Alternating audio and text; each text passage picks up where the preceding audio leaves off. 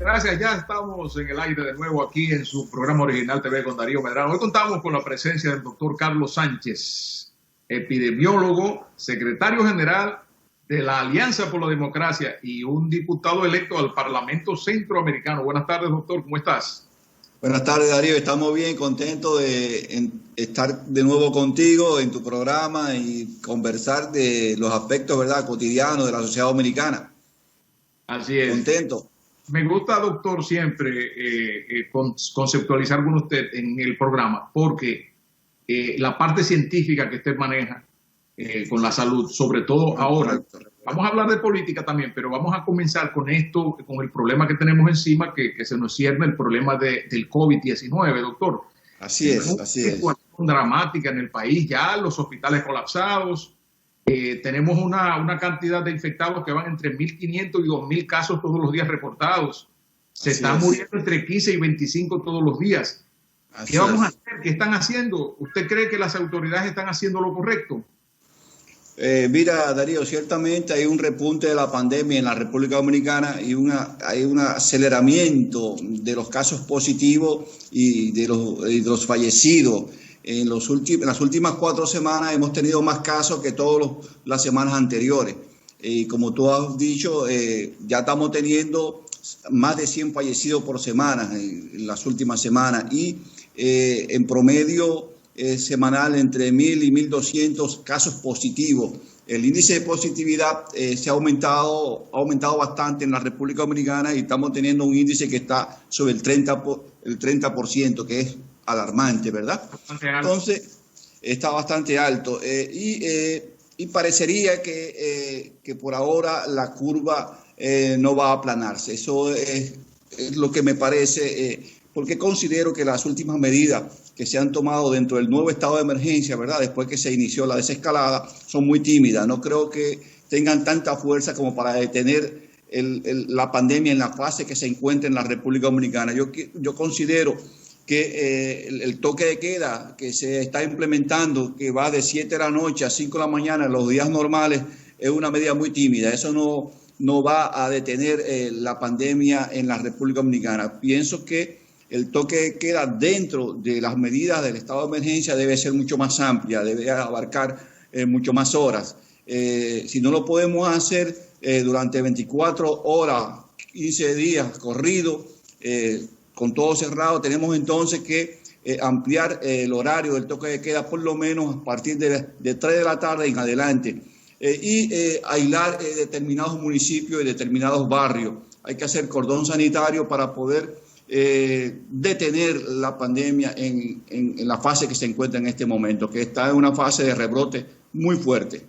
De los cordones sanitarios se habló hace poco, pero no he visto que las autoridades han implementado ningún tipo de medidas en ese sentido, ¿verdad? Los cordones sanitarios son muy importantes, entiendo yo, porque podemos frenar un poco en los lugares donde más casos reportados hay. ¿Pero qué se ha hecho en ese sentido? Mira, los cordones sanitarios, como se están implementando en República Dominicana, carecen de varios elementos. Lo que hacen las autoridades es que van a un lugar determinado, un municipio, un barrio, llevan laboratorio para hacer pruebas en los lugares y hacen un rastreo. Y además tratan de detener o crear algunas condiciones para reducir la movilidad social. Pero eso no es consistente. Y lo hacen un día, 2 días, pero no se mantiene en el lugar. Para que eso funcione, tú tienes que tener mínimo 15 días trabajando en un lugar. Y para eso se necesita contratar más personas, tener mucho más recursos. Si tú, por ejemplo, vas a bloquear un municipio, como está pasando ahora en Salvaleón de Higüey, que los casos se han disparado, tú tienes que ir a hacer un cordón sanitario teniendo en cuenta 3 elementos. Primero, la reducción de la movilidad social. Es imprescindible que tú reduzcas la movilidad social y para eso tú tienes que detener detener el transporte y tener efectividad con la medida a partir de que tú tengas control de ella, porque tienes militares, que tienes policía, o que tienes lo que yo he planteado ahora, involucrar las juntas de vecinos para que ellas sean también una institución que trabaje en la concientización y en la prevención del problema. Pero eso tú tienes que poner ahí el laboratorio para identificar los casos, ir rastreando delante de la pandemia los casos. Eso significa que si conseguiste en el municipio de Salvador de Higüey, en el barrio Cambelén, por ejemplo, que hay 2 viviendas o 3 viviendas con casos de COVID, tú tienes que esas personas aisladas en un lugar seguro y empezar a buscar todos los contactos que tuvieron ellos para también hacer la prueba. Historia de contacto. Toda la historia, hacer un levantamiento histórico de todo. Agregando a eso entonces que además del laboratorio, el rastreo permanente, la restricción de la movilidad, que las personas tengan entonces acceso a comida, agua potable, a resolver sus necesidades. O sea, tú tienes que bloquear el barrio en una cantidad de calles determinadas, o también con una cantidad de viviendas determinada, pero de forma efectiva durante 15 días. Tú no puedes soltar eso de un día para otro, porque si tú vas a hacer un barrido, busca casos, lleva el laboratorio y te vas, eso es poco efectivo. Y eso es lo que está pasando en la República Dominicana. Los cordones sanitarios son muy poco efectivos porque no tienen consistencia. Doctor, y además de esos cordones sanitarios que usted dice que deben de ser implementados con más rigurosidad, o que si es que se están implementando, pero con relación al toque de queda, ¿cuántos días usted sugiere que sea cerrado el país por completo? 15 días mínimo. 15 días mínimo.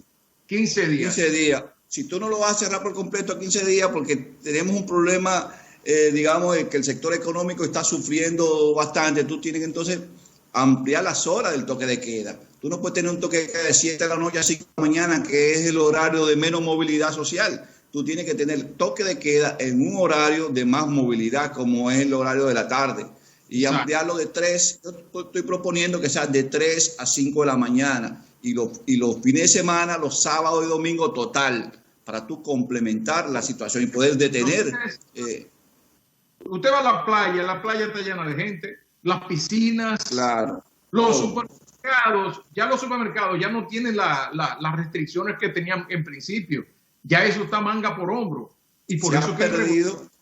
Sí, el rebote es muy fuerte porque también se perdió la confianza en las medidas tomadas por el gobierno y la autoridad ha menguado, Darío. La gente no respeta la autoridad en este momento.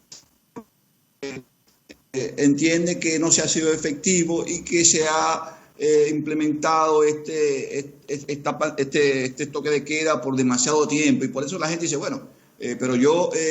he estado en mi casa, no se ha resuelto y entonces desafían a la autoridad, pero ese elemento hay que corregirlo también. Mire la situación, ojalá que el director, la sombra, nos ponga imágenes de los hospitales. El drama de los hospitales, doctor, ya no hay una cama. Las unidades intensivos están todas llenas y si hay 10 están llenas, hay 5 y 6 pacientes esperando que desconecten a uno para conectarse, pero se están muriendo eso también. O sea, ¿cuál es esta situación? Mira, ¿qué tiempo podría durar así? Como tú has dicho, el sistema está en un estado de estrés. Como dice el secretario de Medio Ambiente, de Salud Pública, y yo dije hace ya casi un mes que el sistema iba a entrar en colapso. Lo anuncié, lo escribí, lo remití a la prensa advirtiendo la situación que se estaba produciendo, porque me di cuenta que la planificación y la prevención para habilitar las unidades de cuidado intensivo y las acciones, la iniciativa de habilitar las unidades de cuidado intensivo y habilitar salas en los hospitales estaba quedando rezagada. Dije que iba a colapsar el sistema y así es. Hoy tenemos índice de ocupación de camas sobre el 90% en casi todos los lugares del país, salvo algunos lugares, provincias donde todavía la incidencia es menor, tenemos una cantidad de camas disponibles. Pero ¿qué pasó? Si tú recuerdas, Darío, el 19 de marzo de este año, cuando se inició el primer estado de emergencia, el gobierno dominicano no tenía un plan y no tenía idea de cuántas camas de unidades de cuidado intensivo había en la República Dominicana y no tenía claro cuántas iban a requerir. Por lo tanto, ya han empezado a trabajar eso, o empezaron a trabajar eso en el mes de abril y han ido habilitando UCI, han ido habilitando salas para aislar pacientes, pero no lo han hecho bajo una visión de planificación a mediano plazo y sostenida en la situación que está pasando. Tú te das cuenta también que cuando se empezaron a habilitar todos esos centros con unidades de cuidado intensivo en el sector público y privado, hubo mucho escándalo. Yo tengo la impresión que esos escándalos le produjeron cierto temor a las autoridades sanitarias y se detuvieron y no siguieron habilitando unidades de cuidado intensivo, ni alquilando clínicas, ni abriendo salas, y por tanto aplazaron esa situación, o quizás creyeron que ya la pandemia estaba pasando. Entonces nos encontramos ahora en este rebrote como consecuencia de que la desescalada fue hecha sin control y de la apertura económica del país no tuvo el debido control, y después de eso se agregó las elecciones. Entonces estamos en una situación peor que antes, pero el gobierno tenía que planificar que cuando estábamos en una desescalada íbamos a necesitar más camas. No lo planificaron, ahora estamos sobre el problema.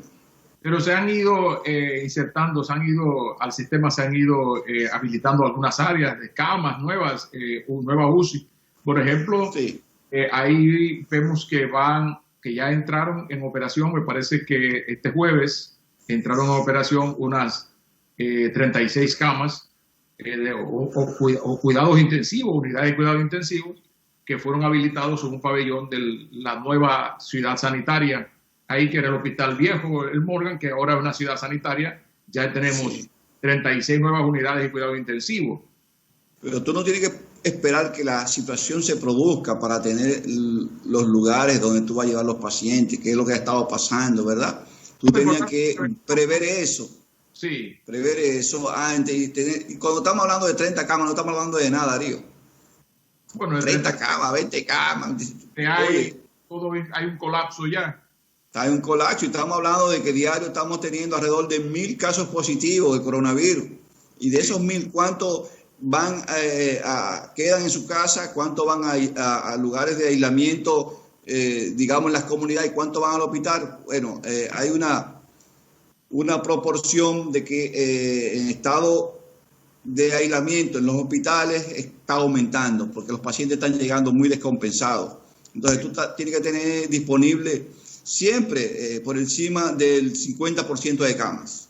¿No será, doctor, que las autoridades ahora están haciendo lo que debieron hacer, están haciendo ahora lo que debieron hacer antes con la masificación de las pruebas? Eso es lo que te estoy diciendo. En principio, nunca masificaron las pruebas.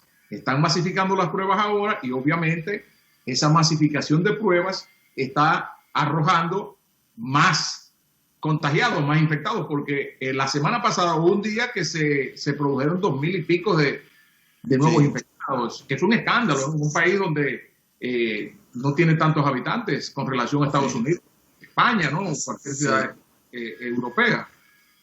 Entonces, frente a esta situación, ¿cuál es el camino que deben de seguir las autoridades actualmente? ¿Qué se debe aplicar? Los métodos correctivos para ir bajando eso, aparte de los toques de queda, aparte de cerrar algunas áreas donde va mucha gente. ¿Qué otras medidas en el aspecto ya sanitario? Sí, Darío, pero en el aspecto sanitario lo principal es reducir y restringir la movilidad social. Es una medida sanitaria preventiva, es la más barata. El contacto. Eso es lo más efectivo. Y para eso, por eso estoy proponiendo que el toque de queda, y si no podemos tenerlo total, se inicie a las 3 de la tarde. Esa es la principal medida. La segunda medida que debemos tomar en cuenta es, bueno, seguir haciendo las pruebas en cantidades importantes de forma descentralizada, como se va a hacer ahora, que se debió hacer desde el principio, ahora que se va a hacer directamente en todos estos lugares que anunció el gobierno en el día de ayer. Hay unas imágenes, doctor, hay unas imágenes ahí que ojalá que el director las ponga, que fue antes bueno, ya se estaba produciendo el rebrote.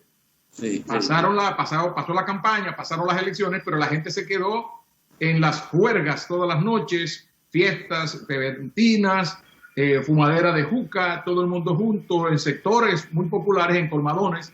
Ahí hay imágenes que ojalá que el director no las ponga.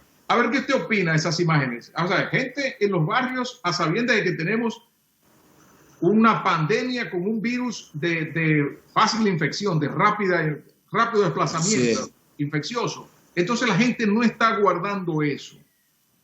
La gente no entiende. La gente le perdió el temor. Supongo que usted vio algunas imágenes en los barrios, ¿no? Claro. ¿Cuál es su opinión en torno a eso? ¿Qué usted dice sobre la gente que por lo menos que cojan algunos consejos para que entiendan? Mira, como tú has señalado, realmente la población ha relajado las medidas que podían permitirle prevenir ser contagiado o contagiarse del coronavirus. Sobre todo evitar la aglomeración de personas, las fiestas, los encuentros masivos, mantener el distanciamiento. La gente lo ha relajado eso. Por lo que te decía ahorita, la gente le perdió respeto a la autoridad.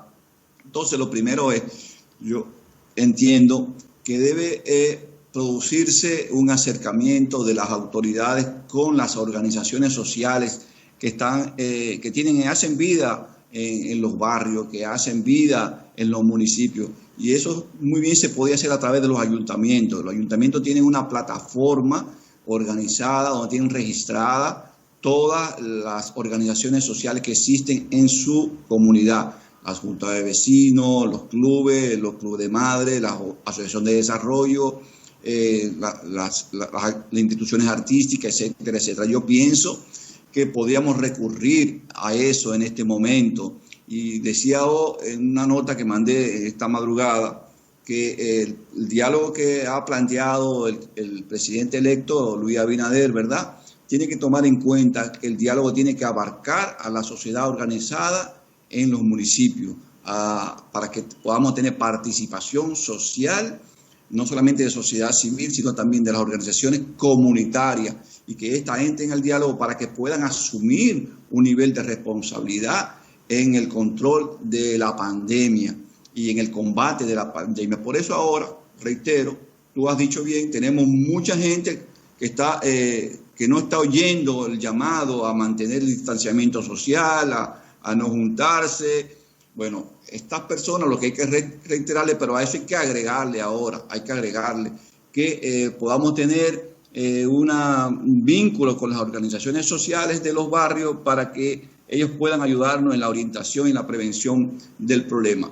Y lo que te decía, y el ser estricto en la restricción de la movilidad social con un toque de queda mucho más amplio que el que tenemos ahora. Y tratar de llegar a los barrios y a las comunidades. Otro elemento importante es que, bueno, la población debe saber que ya tenemos 1.123 fallecidos. Ese es un número muy alto de personas que han muerto como consecuencia de padecer el COVID-19. Esto no es un relajo, esto es una cosa muy seria, muy seria. ¿Cuánta gente ya se ha muerto de personas que uno mismo conoce? Todos ya tenemos una persona, un amigo, un familiar, un conocido que ha fallecido por COVID-19 aquí en la República Dominicana. Por tanto, esto va demasiado en serio y no se va a detener por los próximos meses si no tomamos las medidas necesarias. Y la vacuna llegará a este país, pienso yo, en el primer trimestre del próximo año. No, ya hay noticias, falta mucho. Yo he calculado mediante el sistema que usa la OMS y OEPS, una hoja de cálculo matemático que ellas usan, que si no tomamos medidas como la que estoy planteando, nosotros vamos a tener a noviembre cerca de 5.000 muertos. A noviembre de este año.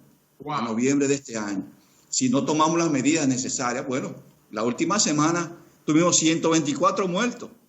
La última semana, 124 muertos. Ajá. Súmalo, Darío, súmalo a una proyección matemática simple. Claro. Los ratea. Estamos ya hoy cerrando julio, ¿verdad? Estamos cerrando en estos días, ya cerramos el mes de julio. Falta agosto, septiembre, octubre y noviembre. Cada mes de eso tiene 4.4 semanas. 4 por 4, 16, ¿verdad? Más la colita de 4 que sobra, te da 2 semanas más. Estamos hablando de 18 semanas. 18 semanas, si tú tienes cada semana 100 fallecidos en promedio, ¿cuántos son? 1.800 muertos. Sí, sí. Llano, Sí. llano. Más los 1.123 que tenemos ahora, 1.123, tú sumas 1.800, ¿son cuántos? 3.000 muertos. Llano, o sea, sin tener que, tú sabes que en la medida que esto avanza, esto va aumentando el número de casos, no de forma matemática, ¿no? Sino de forma exponencial. Entonces, eso aumentaría considerablemente si no tomamos las medidas necesarias. Yo pienso que el próximo gobierno va a entrar con medidas, digamos, mucho más firmes, con autoridades que van a estar empezando y la gente va a tener más respeto hacia ella, va a tener la posibilidad de hablar con nuevos actores. Luis ha planteado que va a ser un llamado, ¿verdad?, al liderazgo nacional, político y social para buscar la unidad, para enfrentar entre todos las consecuencias de la pandemia, que son de diferentes tipos: económica, sanitaria, en la educación. Hay una crisis educativa también en la República Dominicana producto de esta pandemia. Ya nosotros perdimos prácticamente un año escolar. Aunque se habla de medio, se perdió un año, y nosotros podríamos estar perdiendo 2 años escolar si no tomamos la medida. No hay posibilidades, doctor, que el año escolar pueda comenzar ahora mismo porque de manera presencial, porque ¿cómo? Y entonces no tenemos la plataforma tecnológica para que los Tampoco vayan a las escuelas. Yo recomiendo ahora, Darío, y esto es una primicia, esto estuve trabajando la noche. Primero, no hay condiciones para abrir el año escolar de forma presencial. No hay condiciones, no hay condiciones. La otra alternativa es que sea el año escolar se habla de manera virtual, pero para eso hay que prepararlo, eso no es cualquier cosa. Hay una tercera vía que puede ser complementaria de la vía virtual, que es que usemos, Darío, y te lo estoy diciendo a ti como por primera vez, los medios de comunicación masivos para abrir el año escolar, televisión y radio. Aquí ya hay experiencia en docencia a través de radio y televisión. Recuérdate los programas de Radio Santa María, Radio Enriquillo, ¿verdad? Radio La Vega, ¿verdad? Yo trabajé, yo soy de esa formación, yo vengo de Radio Enriquillo. ¿Tú vienes de Radio Enriquillo? Claro, fabuloso. Mis pininos, siendo estudiantes de bachillerato, fueron en Radio Enriquillo, en Tamayo, con Francisco Ger, el padre Tantado, Tomás Olivero. Muy bien, los conocí todos.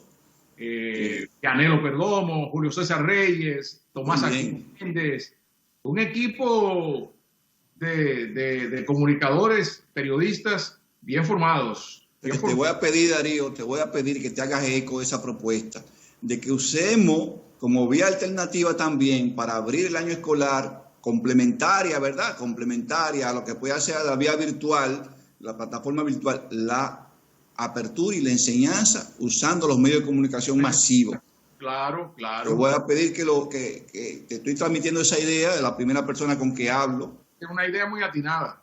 Y además es más barata, porque hoy día iniciar el año escolar usando la plataforma virtual requiere mucho trabajo y mucho dinero. Primero tú tienes que mandarle equipo a toda la familia, o sea, lactó o tabletas, a todas. 2 millones, por ejemplo, 2 millones de lactó o tabletas. Primero. Segundo, tienes que preparar a los profesores. Estamos hablando de cuántos profesores que tú tienes que preparar, 30.000. Aquí no sé cuántos hay en República Dominicana. Después de eso, los padres que van a acompañar a los niños, que tienen que ser preparados. Después que las empresas de comunicación tengan antenas en todos los lugares donde sector urbano, suburbano y rural, para que la señal llegue del internet a esos lugares. Que tú sabes que las empresas de comunicación o de telecomunicación en nuestro país tienen muchos hoyitos o baches donde no hay antena porque no es rentable. Sí. Después está el tema energético, la luz. Entonces, abrir el año escolar usando la plataforma del internet no es un cachú. Por eso yo pensé que si usamos la televisión y la radio, que sí llegue efectivamente a todo el territorio nacional, podíamos tener una alternativa complementaria. Mire, doctor, usted, en adición a sus funciones, que por cierto muy ocupadas, muy firmes siempre, usted es un político y ya es usted un diputado electo por la Alianza por la Democracia al Parlamento Centroamericano, al Parlacén. ¿Qué usted puede hacer en materia de salud para que nos beneficie aquí en República Dominicana a nosotros? Bueno, mira, Darío, estoy ahora desarrollando mi plan de trabajo, formando el equipo que me va a acompañar en esa tarea. He escogido tres temas. Primero, el primer tema que he seleccionado para trabajar es el tema de salud internacional, que me viene bien a mí porque como yo soy médico, pienso que puedo desarrollarlo, digamos, con cierta destreza. En el tema de desarrollo internacional, ahora con la pandemia es importantísimo porque lo que está ocurriendo en Panamá, en Haití, en Nicaragua, está ocurriendo aquí en el tema de salud, ¿verdad? Por lo tanto, tenemos intereses en común y podríamos buscar alternativas financieras, de programas que podamos presentar a los organismos de cooperación internacional para desarrollarlo de forma, digamos, regional. Eso puede ser una alternativa. Y voy a trabajar en eso. Sobre todo, estoy enfocado en el tema de la atención primaria. En República Dominicana no tenemos buena atención primaria, o lo que tenemos es todavía muy digamos, insuficiente. Quiero ver cómo con la cooperación internacional y cómo con la experiencia de otros países podemos nosotros desarrollar con efectividad la atención primaria en República Dominicana. Por eso es un tema que yo voy a llevar al Parlacén. ¿Confían ustedes, doctor, en que el presidente electo, Luis Abinader, pueda iniciar con buen pie, sobre todo en el aspecto de salud, con esto del COVID, con esta pandemia? ¿Usted tiene confianza desde la Alianza por la Democracia? Sí, tenemos mucha confianza. Luis ha demostrado ser una persona muy sensible al tema de salud y al tema que afecta a las grandes mayorías de la República Dominicana. Es una persona que ha demostrado para mí que le interesa aplicar una voluntad, digamos, con prudencia, por una voluntad que pueda, que nos permita a nosotros y al país desarrollar políticas en el área de salud para enfrentar todos los problemas que tenemos. Estoy convencido de que Luis va a ser exitoso en esa y otras áreas más. Va a ser muy exitoso. Ya se ha rodeado de un buen equipo también. Tiene un buen equipo en este momento que va a trabajar todo el tema de salud. Iniciando con Plutarco, que es una persona muy sencilla, muy buena y que tiene mucho reconocimiento social en el campo de la salud. Y sobre todo en un momento en que el país lo demanda, lo necesita, porque... El tema ahora es salud y economía en este país. La salud y la economía son dos ejes principales. Así es. Los ejes principales para que un país pueda caminar bien, para que un país pueda desarrollarse. El otro tema es el ambiental también. Sí. Si la voy a llevar al Parlacén también, yo voy a proponer entrando, primero revisando, ver todo lo que existe, la creación de una comisión permanente sobre cambio climático y medio ambiente, para que abordemos el tema. Ese es el temazo mundial, ¿verdad? El cambio climático, que afecta a todo el planeta, y por lo tanto no puede estar excluido de los debates, de las acciones que podamos emprender en favor de los pueblos que integramos ese mecanismo del Parlacén, que es el mecanismo político del SIC, el Sistema de Integración Centroamericano y de República Dominicana. Y sobre todo aquí nosotros, doctor, que somos un país muy vulnerable, ¿no? Porque no solamente tenemos COVID, aquí tenemos dengue, tenemos chikungunya, tenemos enfermedades tropicales. Malaria. Tenemos la malaria que está resurgiendo aquí. Aquí hay un barrio en el Gran Santo Domingo, en Santo Domingo Este, que es Los Tres Brazos, que la malaria tiene 2 años ahí, que ha estado aumentando permanentemente. Y hay que, si yo estuviera en el sistema de salud con el presidente Luis Abinader, me tiro el 17 de agosto en Los Tres Brazos. Sí, a ver, ¿por qué tenemos malaria durante los últimos 2 años en los Tres Brazos? Eso no es posible. Que tú tengas un foco de contaminación o que tú tengas las condiciones para la reproducción del vector o que tenga personas que tengan las condiciones para albergar el vector, el virus y se esté reproduciendo. Entonces tú tienes que tirarte ahí, hacer un rastreo amplio y eliminar lo que está produciendo, que está favoreciendo la reproducción de la malaria en el caso de los Tres Brazos. Tenemos malas experiencias, doctor, porque recordamos lo que fue el cólera. El cólera que llegó a Haití por unos soldados que llegaron a Haití de las Naciones Unidas. Así es. Llevaron el cólera a Haití y de Haití obviamente pasó con gran facilidad aquí porque nosotros tenemos un pedazo de tierra ahí que es una frontera imaginaria. Que no hay respeto. Entonces, como no hay controles, pasó el cólera para acá. Y el temor de nosotros es que vuelva otra pandemia parecida o una epidemia que venga de Haití, que no sea cólera, que puede ser ébola. ¿Usted se imagina que puede ser ébola como está en África? Así es. La salud en el caso de República Dominicana es un tema insular. La salud en República Dominicana es un tema que compete a las 2 naciones que ocupan la isla Hispaniola. Es un tema insular, pero ahora la salud es un tema internacional, porque como entramos a una era de interconexión y globalización, todo está interconectado. Como tú bien has dicho, lo que está pasando en África muy bien puede llegar aquí en cualquier momento. Por eso hay que tener también esa visión de que la salud es insular y en el caso de República Dominicana es un problema internacional también. Bueno, doctor, le vamos a agradecer en mitad del corazón esta entrevista porque yo sé que este es un hombre de muchas ocupaciones. Ahora que está trabajando en su programa de gobierno del Parlacén, sé que tiene muchas ocupaciones y dejó un ratito de tanto trabajo para atender este llamado de nosotros. Reiterarle, doctor, que este programa está a su orden, estamos trabajando también integrado para que las cosas en República Dominicana sean mejor cada día, sean mejores, y que nosotros podamos también insertarnos en los mercados internacionales rápidamente después de este COVID-19 que bastante duro nos ha dado. Así que muchísimas gracias, doctor. Gracias a ti. El próximo domingo, Original TV con Darío Medrano volverá al aire con nueva entrega. Feliz resto del fin de semana. Agua negra del vertedero. Seguimos dando cobertura a estos tiempos.